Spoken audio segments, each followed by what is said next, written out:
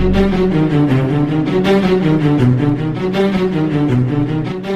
thing starts to move to the edge of the rock, one step into the creek and stood right in, like, within 30 feet.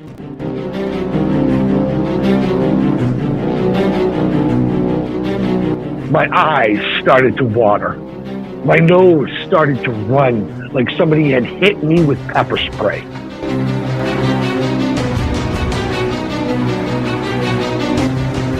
I realized how big this thing was. It was as wide as the damn plywood, and it was a foot taller than the plywood was. So we're talking 9 feet tall.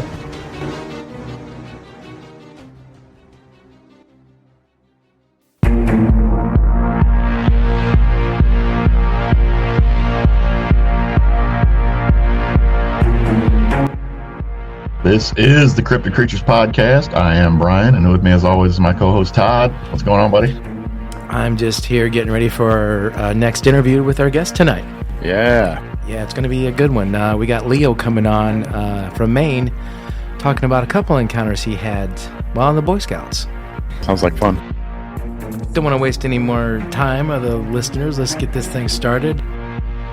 Well, let's get him on here and just see how good it is. All right, ready? Here we go.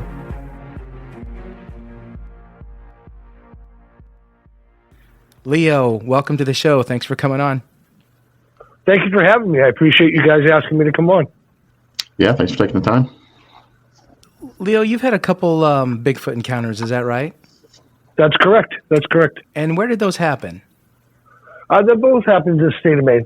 How old were you when you had your first encounter? First one was really young, 15 years old.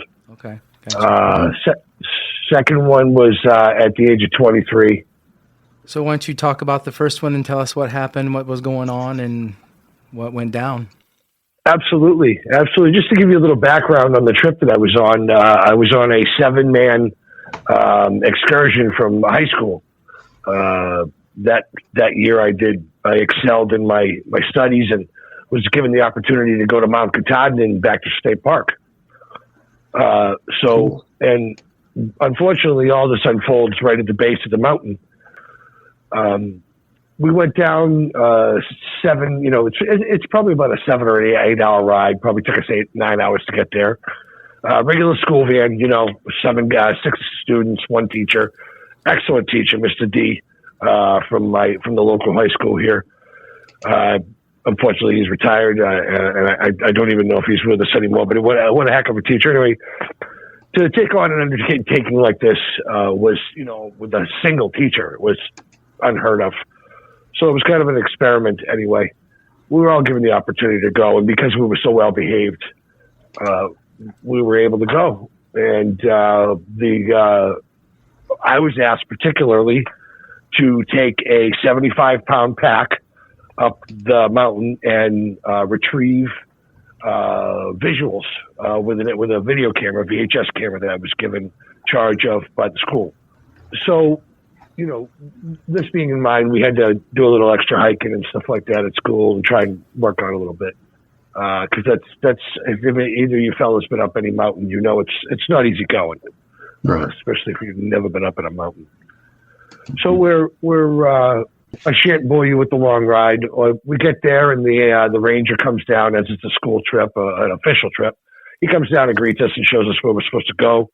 Ranger's name was Brian. He was a stout fellow, probably 6'5", had a full uniform on, green pants, smoking a bear hat, the whole 9 yards. Excellent guy.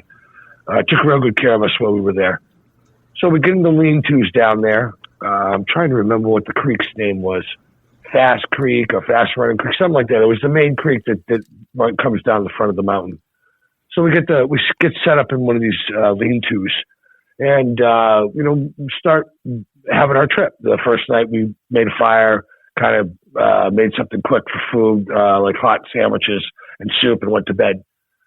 The next couple of days were just fun-filled days. We went up the mountain. I was able to achieve my goal and carry a 75-pound pack up the mountain. Now, the only reason I was asked above all the other guys is because I had at this point in time, had spent a lot of time with the Boy Scouts of America, hiking, training, camping. If you guys have been in the Scouts, what you have to go through, and they're not easy on you. They don't take it easy on you, you know.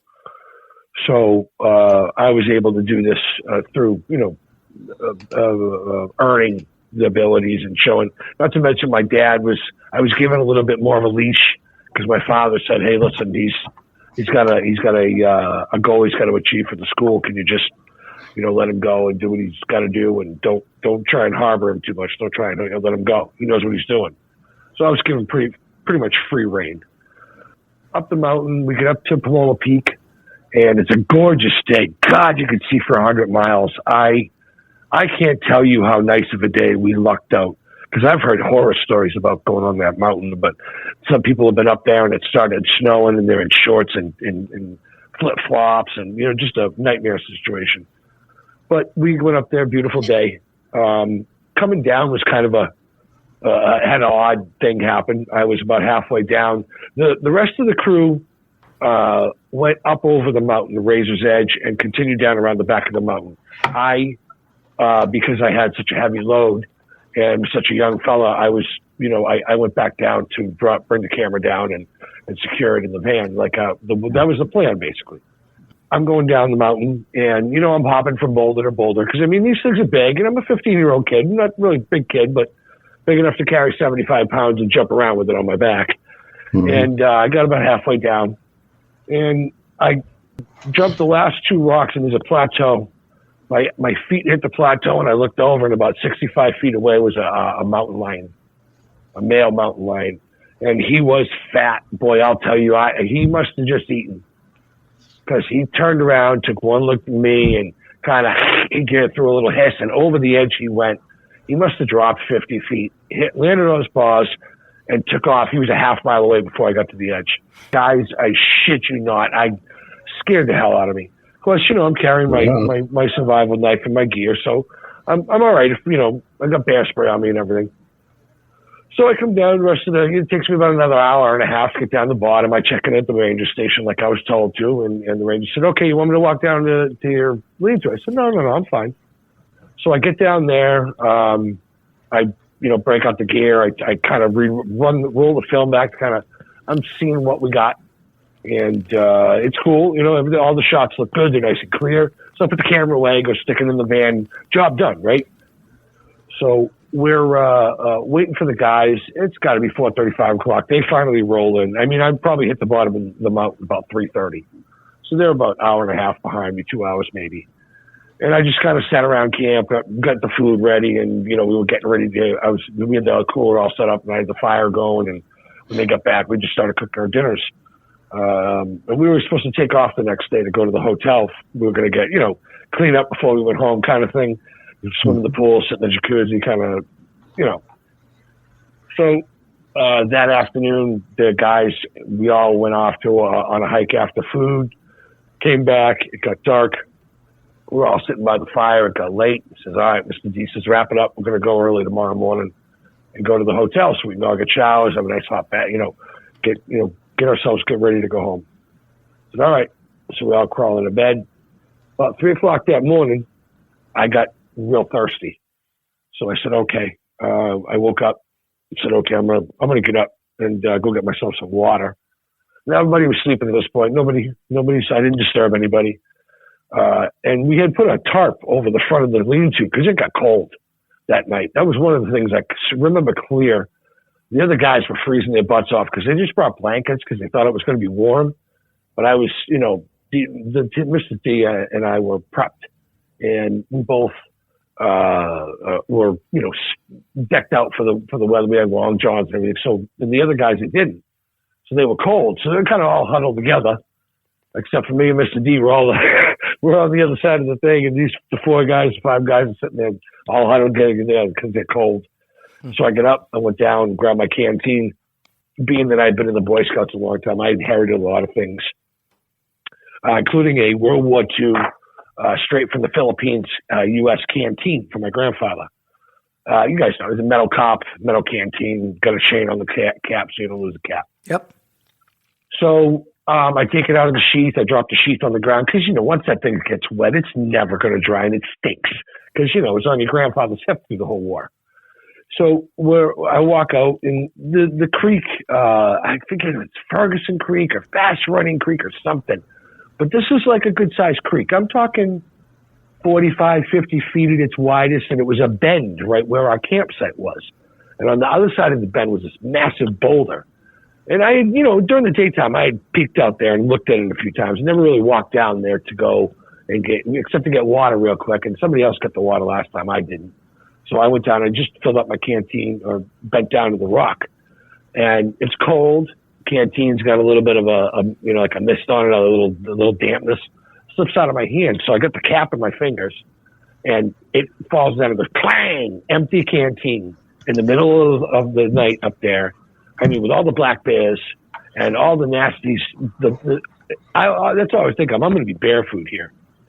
So I reached down and I dunked the canteen, just kind of shut it up and submerge it in the water, and it starts to fill up. And so I hear the thing hits the rock, and I look across at the big boulder, and I'm looking at it, and at the top, I see this little brown, what seems to me at the time to be a beaver. Now it's dark, the moonlight's out there. You can see it's pretty good. I mean, you guys know what it's like when you're in the woods, and it's clear as night. There's not a cloud in the sky, full moon. You don't even need a flashlight. You can really see stuff out there. But I see movement, and I'm on the top of the rock. And it looks like something, maybe 16, 18 inches tall. So I'm like, oh, wow, how's a little thing beaver doing up there on a rock? Just as this thing starts to move to the edge of the rock, this big black, I couldn't see it totally till it cleared the rock because it was in the shadow. But it took one step into the creek and stood right in within 30 feet. And it was 9 foot tall. Absolutely. I mean, when it came out from behind the rock, my eyes started to water. My nose started to run like somebody had hit me with pepper spray, and I didn't really know how tall it was till I got older and I became a carpenter. And the first time I picked up a sheet of plywood, I realized how big this thing was. It was as wide as the damn plywood, and it was a foot taller than the plywood was. So we're talking 9 feet tall. Don't know how thick it was. Never saw that detail. Because he flipped around. He was there maybe. He gave a little grumble, gave me a real good sniff, and then made a noise like he was disgusted with me. Just like this noise, like he's disgusted with me. He turns around, takes about 1 or 2 half steps out of the creek, pops his foot on a boulder, grabs like a 3 or 4 inch, whatever it was, pine tree, and pulls himself up out of the creek. Pots the ways like a D9 bulldozer and starts walking through the brush. And you can hear the impact tremors going, and you can hear him walking away. He's 60, 80, 100 feet. I can still hear his feet hitting the ground. So we're talking 800, 900 pounds, black fur, absolutely male. And I always say that because one of his testicles was sticking in the moonlight. You didn't see much more than that. He was kind of, everything else was matted and disgusting. And, you could just tell he's scarred, and I really didn't want to look up, but I looked up at his face once before I turned around because I just got the feeling if I eyeballed this thing, it was going to kill me. So I kind of raised my brow and looked through my eyebrow at him real close. And all I could see was a flat face with a giant set of lips. And there was no hair around his mouth and this giant wide ass gorilla nose. And when he opened his mouth, his teeth were so white. They almost glowed in the moonlight. And he had these big ass fangs. I mean, the fangs, my God. But the closest thing I can relate to the look of this thing was a silverback gorilla. And his hands, there was no hunch. There was his arms draped down below his knees. They were extra long. And he didn't, couldn't see really how he walked. Because once he disappeared into the brush, it was all over. I mean, all I did was hear stuff breaking, And that was it. And so as I go over this in my mind, a few questions pop up. Okay.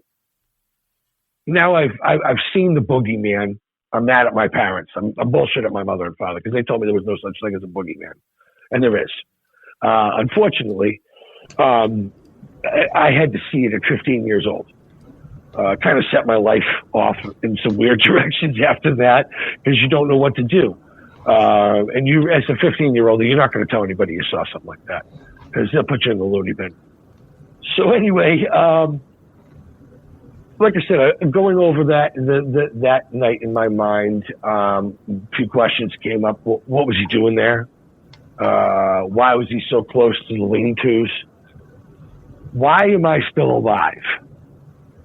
When I've heard since, I became a Bigfooter and was adopted into the family unbeknownst to my, if I had a choice, I would have said, no, I'm all set, thanks. Leave it at the door. I wouldn't have chosen that experience. But as much as I wanted to run, I didn't. And to contrast, the second encounter was almost like a fantasy, but not. You know what I'm saying? It was scary as hell. But just the fact that, that she was there and so close. I mean, I hear it again, 25, 30 feet away, comes through the brush in a blueberry patch, and I'm sitting there with my rifle across my legs. And she walks out, and she took 3 steps, and she stood there and looked at me. And I looked up, and I saw her big brown eyes. And guys, when I tell you this woman looked like she was going out on a Saturday night date, there was no smell. There was not even the animal smell. Not even like when you get near a dog that's been in the rain. You smell that dog. I don't care how good you wash him. Dog's going to smell like a dog. This thing didn't even smell. And the hair shined like it was just washed, like it just come out of the hairdressers. Like your wife, she come home to you. Look, the hair's shiny, it's beautiful. It's got bounce and stuff. This is like she had spent hours combing her hair. And then with all this, she just looked at me and she rolled her arm out, her right arm. And as she rolled her arm out, 2 little legs popped out from her hand. And then 2 little hands, and then a face came away from her arm and looked at me. And it went right back in. Like, it was like this little baby. And it was so tiny in her hand. I mean, the only thing I can relate to it is the fact that when my son was born, if you guys have kids, remember when your children were little tiny toes, little tiny fingers, little tiny eyes, little tiny ears, little tiny butt. Mm-hmm. This was all, I mean, she was just, and when he grabbed back onto her, it was almost like he disappeared. You couldn't see him. I mean, you could see his butt and stuff in her hand, but she rolled her hand back down to her hip, like to protect him. And she turned away with him on the other side. And she started, and she didn't make another sound. She didn't look at me. She didn't gesture towards me. She just turned around real slow and took 2 steps out of the blueberry patch. And she was gone. She didn't make sound one when she hit the other side of the bushes. It was almost like she disappeared. I didn't hear footsteps. I didn't hear the impact truck, nothing. She just went through the bushes. And I mean, you could see her walking. You could see her. It wasn't like she disappeared visually, but there was no sound. Like she was silent, like a Navy SEAL, that quiet. Kill you quiet. Right. And and here again, to set that up, that was on a family hunting trip. I was 23 years old. My father-in-law put me and my 2 brother-in-laws out in the 4 corners, hoping that a deer, would come through on his property, and then he'd be able to flush it back and forth between the hunters. But we were told not to move until, a certain time. And then we were all told to come home. But we all had walkie-talkies and stuff on us. We literally could have turned them on and called in and found out what was going on. She must have scared everything away. They must have known she was there because there was nothing. We saw 24 deer walk through my father-in-law's property the day before. And we could have had them, and nobody had a gun. We had licenses. It was all legal, the whole 9 yards. We went up there hunting. But at this point in time, nobody had a weapon on us. You know, one of us had a pistol on us, and we were going to shoot a deer with a pistol. That's just not right. You know, then you have to chase it halfway across the mountain, the poor thing suffering. Yeah. But no, she came out of the bushes about 7:15 in the morning. It was a very, very, really nice day, probably 50, 55 degrees. Just the perfect day for hunting. There was no wind, nothing. And I was just sitting on this big, giant, old growth stump that I had chosen. You know, that's where my spot is. So I'm going to sit inside there. That way a bear come up behind me. You have to go around the tree to get me. You know what I mean? Yeah. So there was a tree to my right that was rather large. So it kind of blocked my view of where she came from. She kind of snuck up on me. And I don't know what it was, but she knew I wasn't going to hurt her. She was cognitive of the fact I had a gun in my lap, and she knew that I wasn't going to hurt her, just by the look on her face. And I mean, within those two encounters, and the years of research and theory that I've put into this, I've developed a few methods in order to help people that are having habituation problems. We've made a few recommendations to people.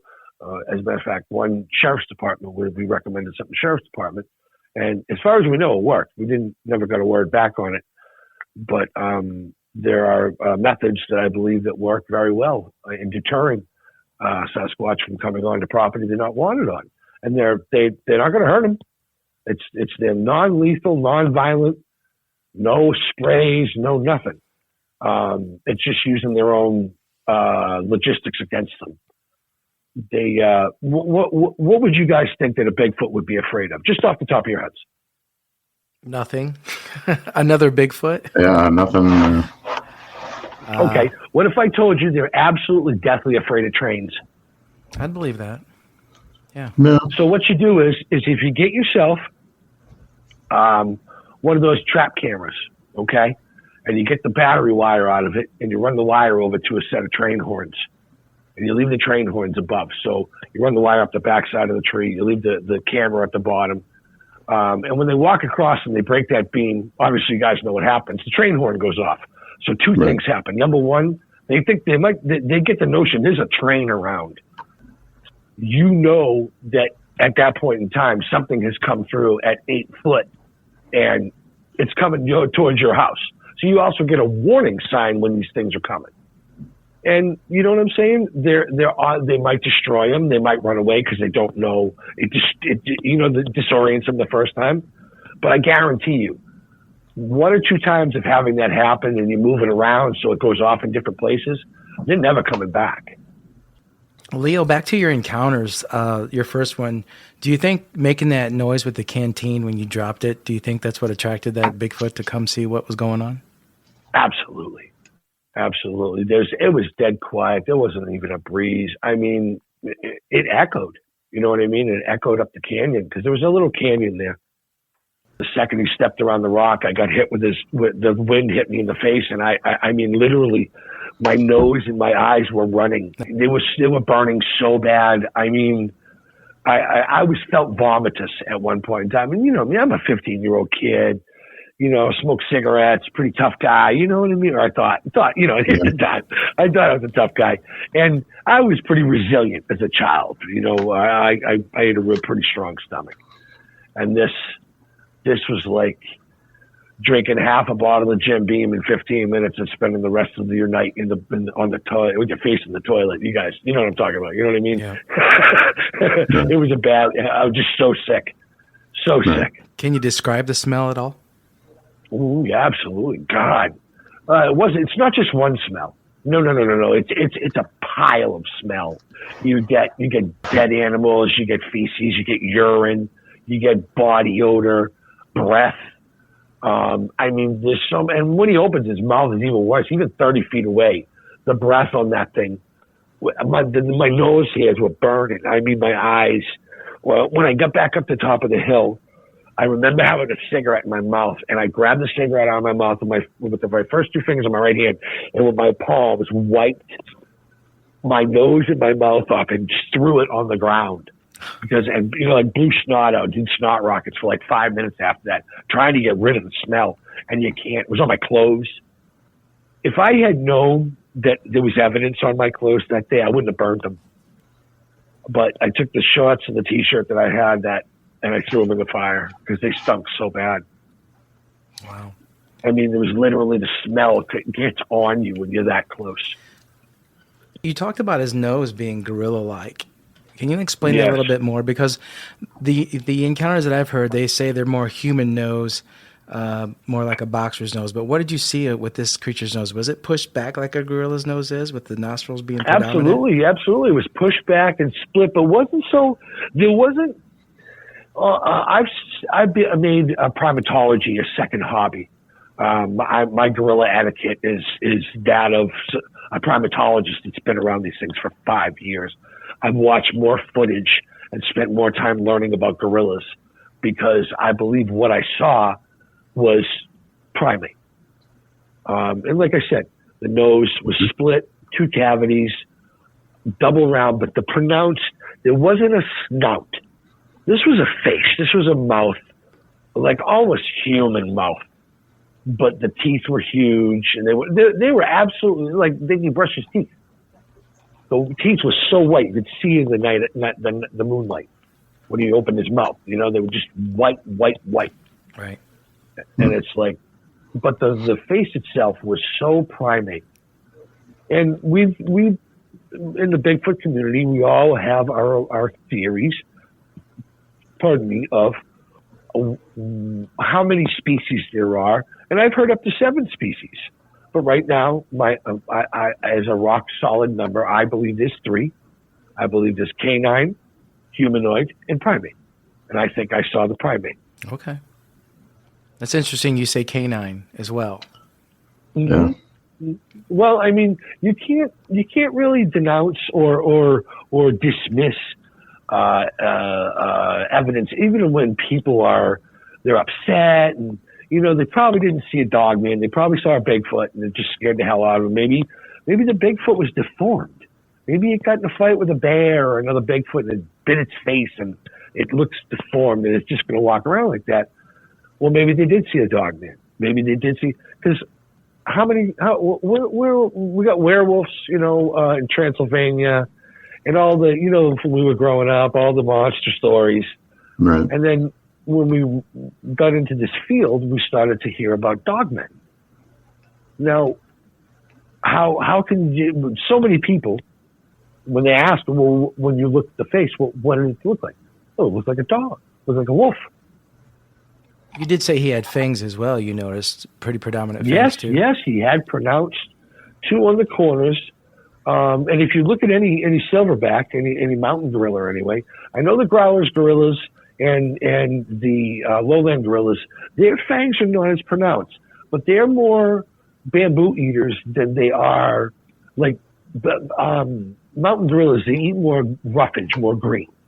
And they ball it up and they gnaw on it. So I think they have to have a little bit sharper teeth than the lowland gorillas or the growlers,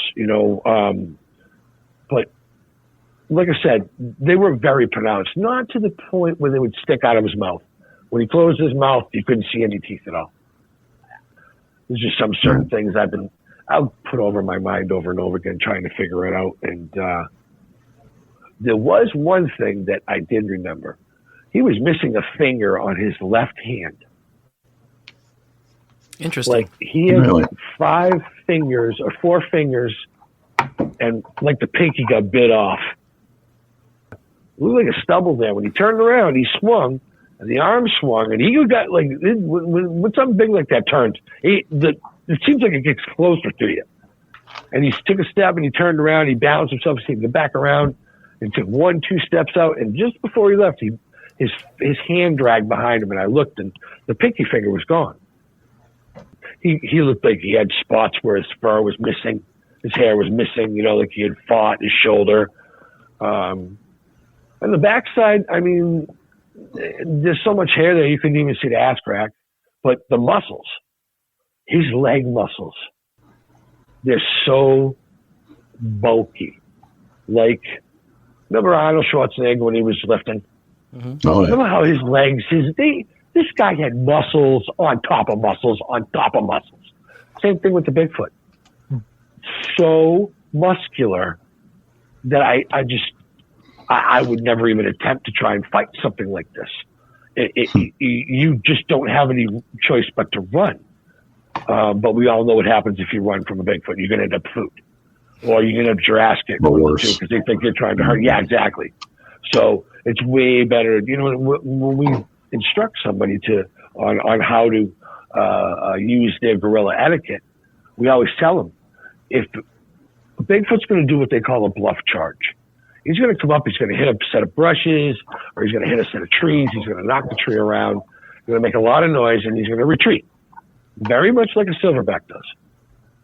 And I've heard this pattern so many times. Some are a little bit more aggressive than others. Some throw rocks, some will, tree knock, some they'll whoop, and they'll try and manipulate that way. They'll try and drive you back that way.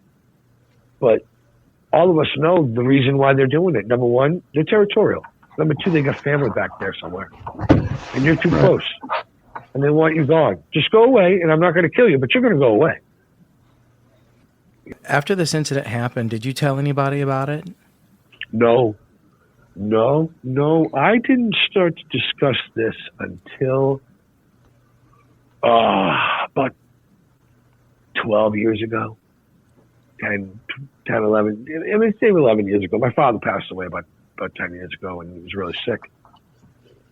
And I started telling my dad, what had happened, because he was was the inspiration from the camping. He was the drive for the Boy Scouts, and he was like he was my best friend. My dad was like the best friend I ever had besides my wife, who, God bless her, we've been married for almost together for almost 34 years, 35 years. We're married 31, and she's been my best friend in the world.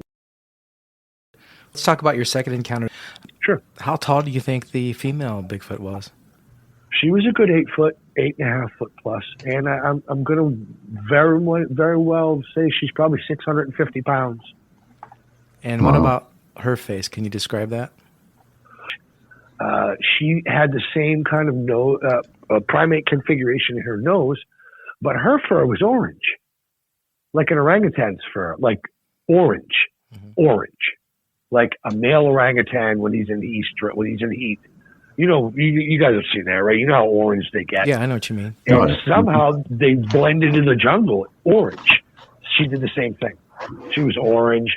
Her hair was very, very long, like longer than the male that I saw.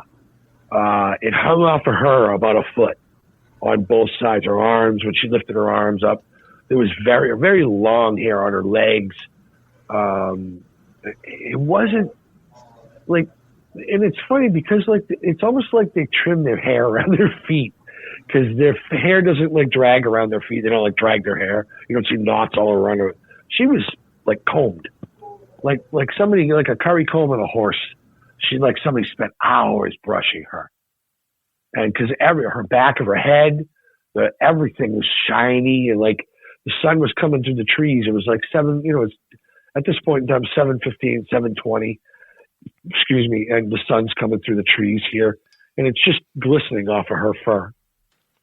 The closest thing I could say is if you took a female orangutan, you stretched her neck up a little bit, because she did have a little bit of a neck, as the male doesn't.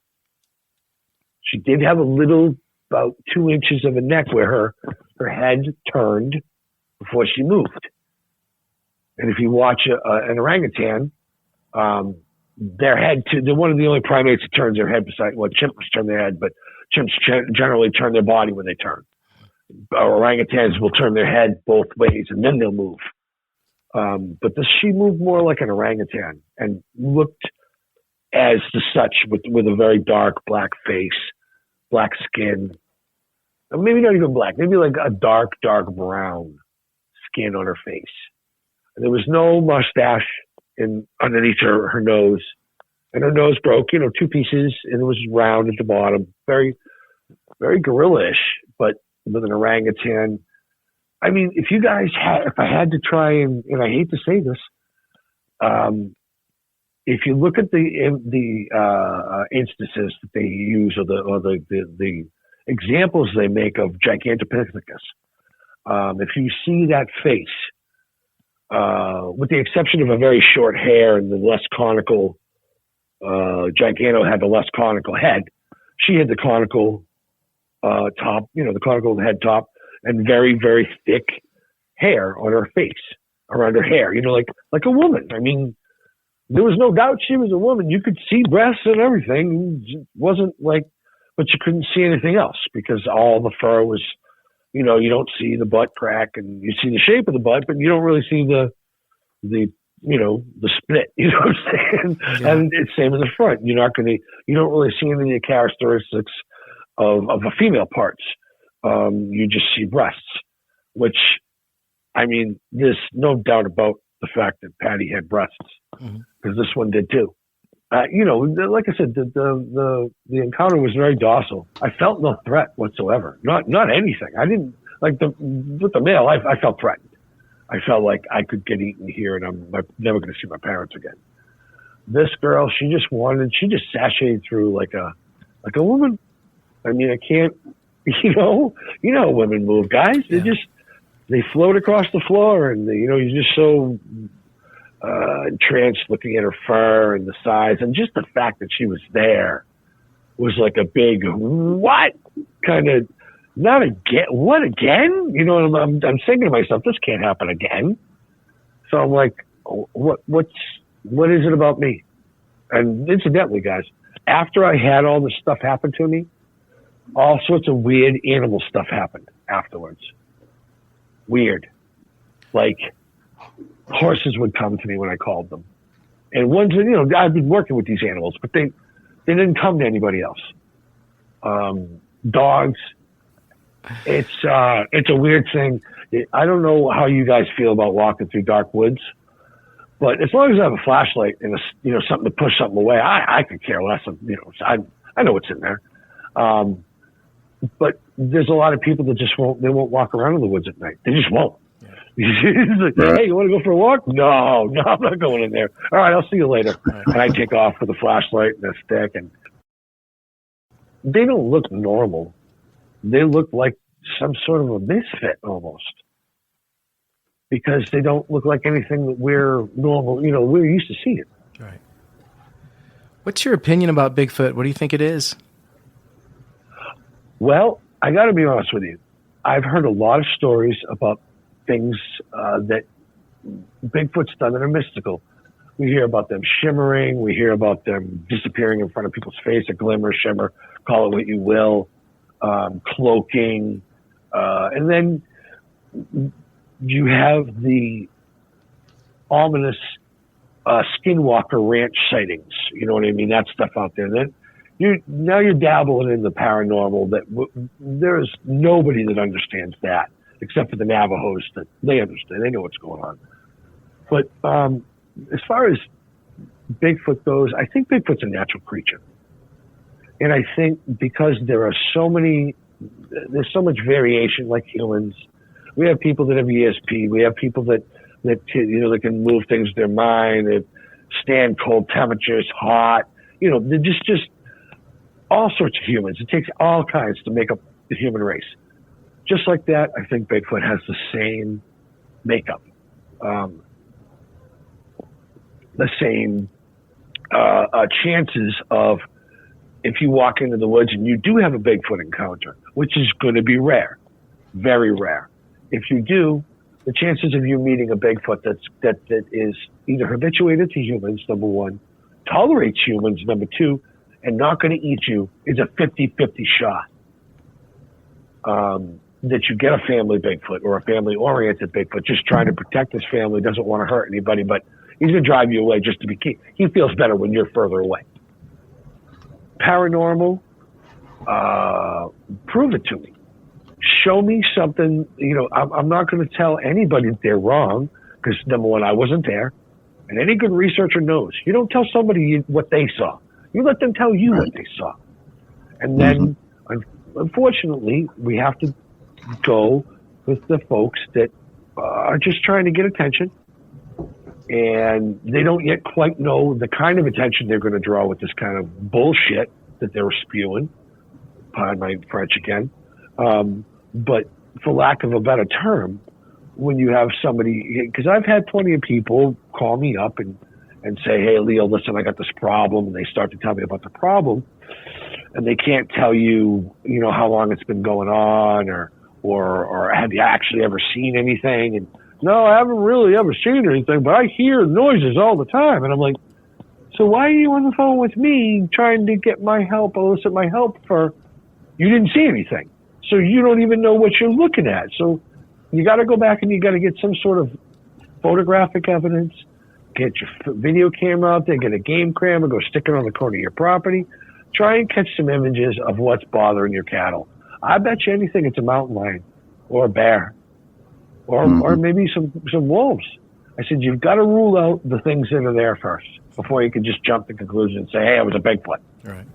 So, Well, Leo, those were amazing encounters, and we really appreciate you coming on and talking to us. Yeah, no kidding. I really enjoy talking about it, and I generally end every pod. I've only done one other podcast, or I've had a couple of discussions on it. I just would say that when people are going to go out bigfooting and participate in this, just remember it's not a sport. These things are out there and they mean business. And if you're going to go out there, don't go out there by yourselves. Bring a couple of people with you. Bring, camera equipment. Bring bear spray. Bring an air horn from a boat. That'll disorient them long enough so you can get away if you got a problem. Blow the air horn in his face. Same with a bear or anything like that, But carry stuff that you can defend yourself with, because these things, they mean business. Are you still getting out there and in the woods? And yes, as a matter of fact, we're going to put together a Squatchachusetts Facebook group outing coming up in a couple of weeks here. We're going to be going to the Miles Standish Reservation in Plymouth, Massachusetts, and we're going to do our first sweep of that area. I've been researching it back and forth for about 3 years now, and I have several people that tell me that they've had actual sightings within the park, and I have spent a good amount of time in my youth there as a Boy Scout. Camp Squanto is in that park, so I know it very well from hiking and so forth and so on. So I'm put together a plan where we're going to go and check things out and see if we can't pick up some sort of trace. All right. Cool. That sounds cool. Keep us posted. Let us know what's happening. I will. Yeah, we're. If you guys don't mind, I give a shout out to to a couple of other groups, Squatch Watchers, and the East Coast Cryptozoological Research Group, which is my personal group.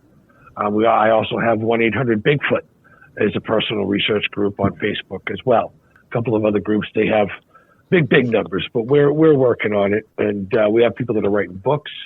J.W. Cool. Wells is coming with a book coming out this, I believe, this summer.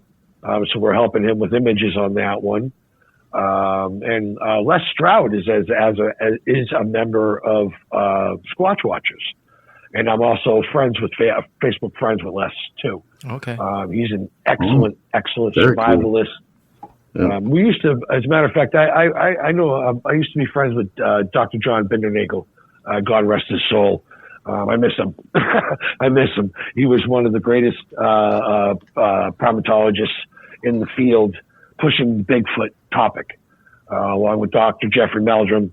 He's also another gentleman who's been very supportive to the Bigfoot community. But Dr. John Bindernagel, he was out there on the ground with the groups doing the work, and I can't say enough good things about him. He's a great man. Leo, thanks for coming on and telling your stories and talking to us tonight. Yeah, man, those were great. Those are great encounters. I appreciate you letting me share, gentlemen. And should anybody have any questions, please feel free to come to the groups that I mentioned to seek help. Or if you have listeners that may have habituation problems, we can also help with that. All right. Awesome. All right. You take care, Leo. We'll talk to you later then. Yeah. Thanks again, Leo. Super. Thank you. Can you imagine being that close? No. Out in the middle of nowhere. And for that guy to have 2 encounters like that, one when he was that young and then not too much older, and to see a male and a female, just crazy. Yeah, that was a trip. That was a wild one for sure. Who knows, man? Who knows? What are these people seeing out there, dude? What is I don't going know, on? but we need to get out there and find out. Thanks again, everyone, for listening. Thank you all. We wouldn't be here without you. If you've had an encounter and would love to come on and tell your story, please email us at info@cryptidcreatures.co. We're on Facebook, Instagram, Twitter, YouTube, everywhere. So get in touch with us. Let us know what's going on out there, everyone. Yeah. And we appreciate it. Brian, thanks again, man. Always fun, man. All right, you take care. Until next time. Yep. See ya.